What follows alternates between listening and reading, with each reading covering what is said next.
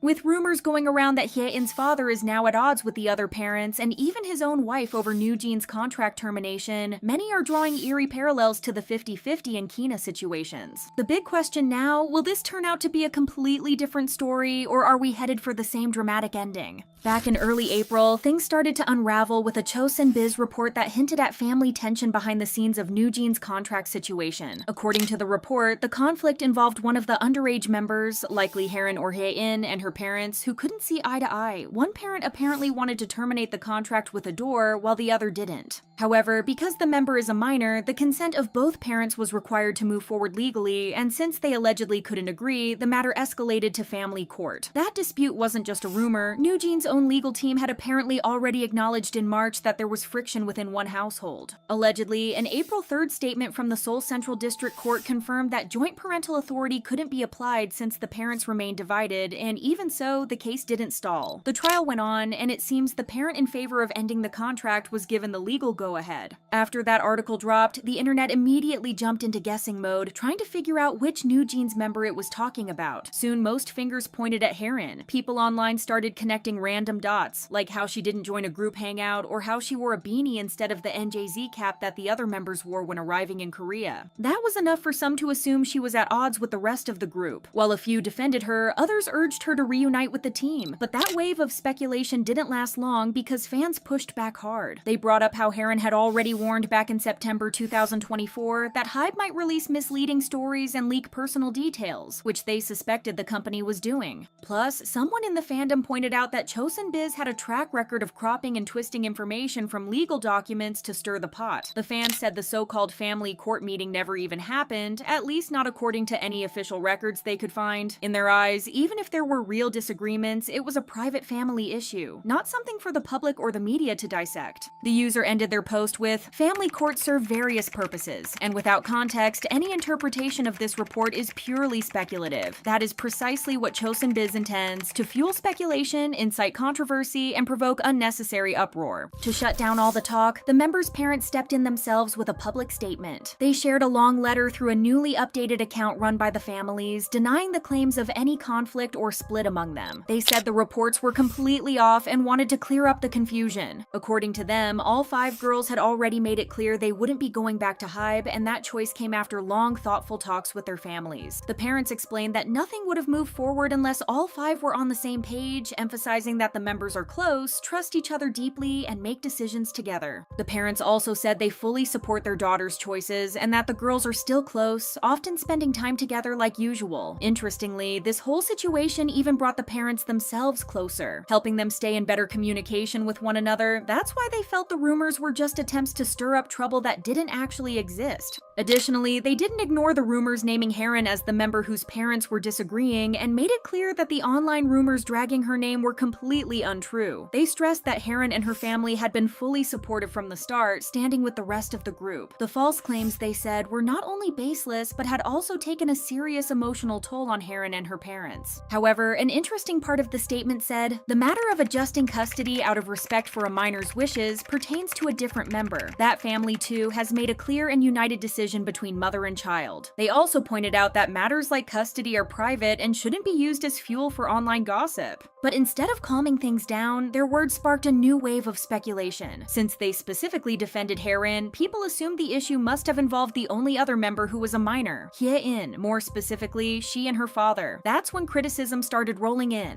Many felt the way the statement was worded unintentionally put the spotlight on Hyein by process of elimination, making it seem like she was the one being singled out. By April 8th, headlines started pointing directly at Hyein's family. News Daily and other Korean outlets reported that her father had gone against the decision to end NewJeans' contract with Adore. The report said one of Hyein's parents was standing alone, not in sync with the other families or members, when it came to breaking away from the company. What's unclear is whether he was against the group's original notice to Adore back in November, or if his disagreement came later, though it was suggested he had initially agreed with the termination, just like the rest of the parents, but changed his mind somewhere along the way and and pushed back. This disagreement reportedly led to a court battle between Hyein's parents over who had the legal right to speak for her. Her mother filed a case on March 14th asking for sole authority, and the court sided with her. So going forward, she's now legally recognized as Hyein's representative in any lawsuits tied to this issue. The public response was all over the place. Some backed the father, saying he was doing what he thought was best for his daughter. Others saw it as proof that things weren't as united behind the scenes as the group's camp had claimed, and that some real cracks were starting to show. A commenter wrote, "The fact that one parent opposed tells me enough. The path NewJeans is going down is very dangerous. Their case is weak." Some people online said none of this came as a surprise, believing that the group was already nearing its end, and the huge termination fees would eventually lead to fights, whether among the members or their families. A few even accused the parents of painting a fake picture of unity in their first statement just to make things look better than they really were.